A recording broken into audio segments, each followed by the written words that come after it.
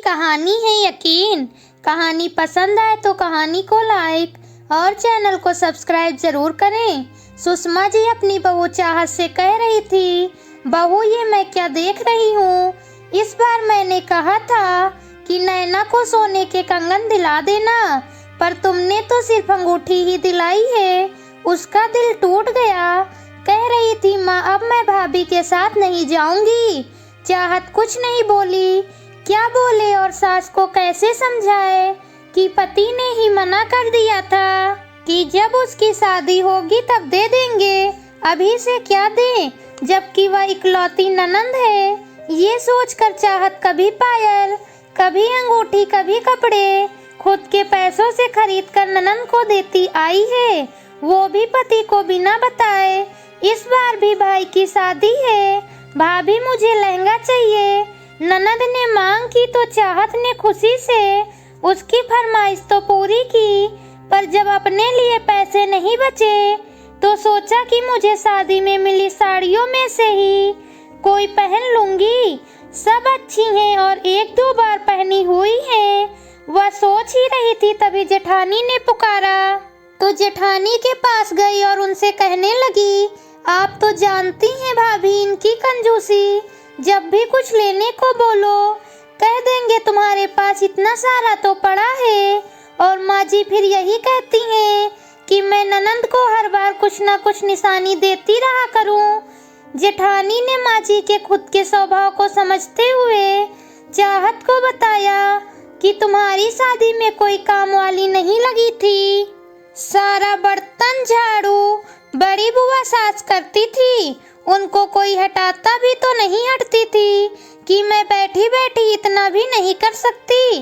वो तो बस इसी बात पर खुश थी कि भतीजे की शादी है, भाई ने बुलाया है। चाहत सुनकर चौंक गई कि माँ जी कैसे उसे हमेशा ननंद की खुशी का ख्याल रखने के लिए कहती रहती हैं।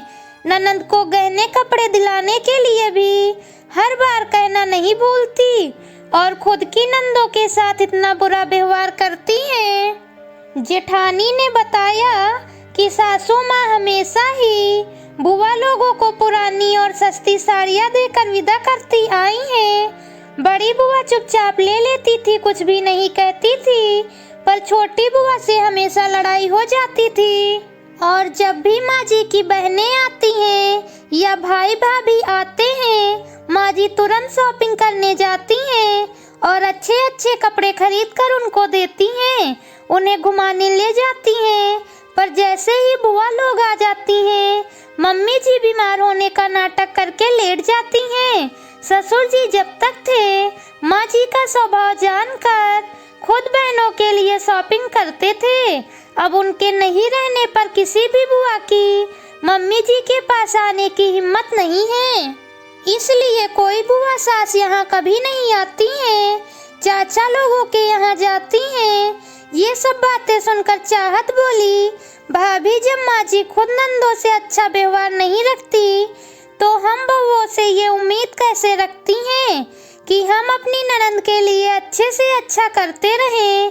अगले दिन जब सुषमा ने अपनी बहू चाहत से कहा, बहू इस बार रक्षाबंधन पर अपनी ननंद को चैन देना, तो चाहत बोल पड़ी, माँ जी अब आप हमसे तभी कुछ बोलना जब आप बुआ जी को भी मान सम्मान देना, नहीं तो हम बहुओं से भी ये उम्मीद मत करना कि हम आपकी बेटी को मान सम्मान दें।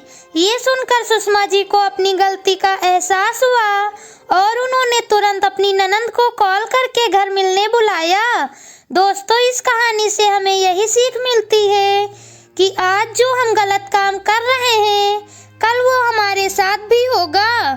कहानी पसंद आई हो तो कहानी को लाइक और चैनल को सब्सक्राइब जरूर करें।